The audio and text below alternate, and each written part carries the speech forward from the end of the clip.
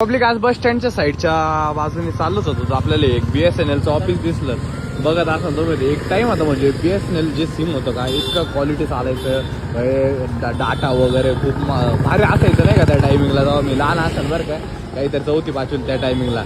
आणि आता काय सिम झालंय BSNLचा, ते म्हणजे थोडक्यात गंमत काय होती, सिमवर डाटा वगैरे फुल मोकर जास्त ते कमी पैशामध्ये, कॉस्टिंग मोकर कमी, सगळं हे जिओ एअरटेल हे सगळ्या सिम कार्डांपेक्षा भरपूर काही कमी दरात भेटू राहिलं. पण सिम काय होतं, जाऊ तुम्ही सिम यूज करताना ते नाही तेवढं क्षमतेने स्पीड देत नाही, काय नाही, कॉलिंग प्रॉब्लेम भरपूर काही गोष्टी होत आहे. म्हणजे जे वापरतात त्यांच्यासाठी चांगलंच आहे, म्हणजे एकदम लो बजेटमध्ये वापरून बघितलेलं आहे आपण. बट आहेत असे काही इश्यू वगैरे आहेत त्याचे नाही का, अशा काही थोडेफार आहेत. म्हणजे सर दिसलं BSNL भाई नाही का, एक वेगळी मेमरी ताजा झाली BSNLचं सिम बघून नाही का.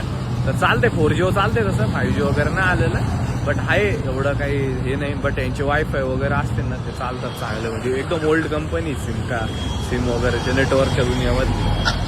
तर मला तुम्ही कमेंटमध्ये नक्की सांगा की तुम्ही कोणतं सिम कार्ड यूज करू राहिले आत्ताच्या परिस्थितीला आणि कसं चालतंय.